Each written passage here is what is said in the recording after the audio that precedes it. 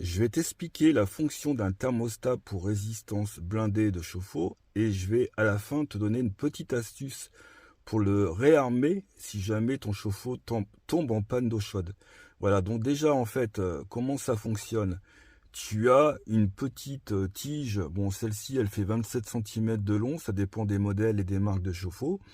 Tu as une tige en laiton en fait qui va prendre la température de l'eau chaude et qui va en fait entrer dans la résistance blindée de ton chauffe-eau. Ensuite, tu as deux broches. Donc tu as une broche en fait phase et neutre qui permet en fait à ta résistance d'être alimentée électriquement.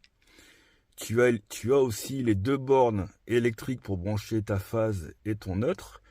Et ici, tu as un thermostat pour pouvoir régler ta température. Alors, quand ton chauffe-eau sort d'usine, ton chauffe-eau est toujours réglé à fond.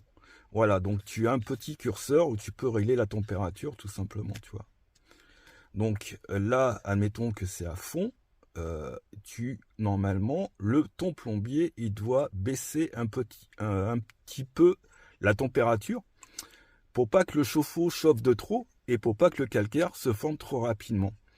Et la petite astuce, ici, tu as toujours une petite flèche qui t'indique en fait ça c'est un organe de sécurité. Donc ça veut dire que quand ton chauffe-eau en fin de vie chauffe trop, donc normalement tu dois avoir de la vapeur d'eau qui doit sortir de ton robinet, ça veut dire qu'en fait ton chauffe-eau est entartré, ta résistance elle a du mal à chauffer et du coup en fait ton thermostat ne se coupe plus. Donc ça veut dire que ton chauffe-eau est complètement entartré.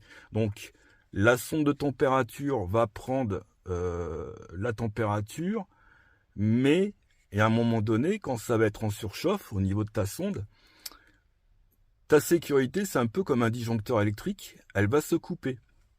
Donc, en attendant d'appeler un plombier et ne pas rester sans eau chaude pendant quelques jours, tu peux essayer ça. En fait, tu prends un petit tournevis d'électricien plat et tu vas appuyer sur le petit bouton rouge. Normalement, tu dois entendre un petit clic et si ton chauffe-eau repart, ça peut t'aider en fait à avoir de l'eau chaude pendant une semaine à un mois à peu près. Voilà. Je te souhaite une bonne journée.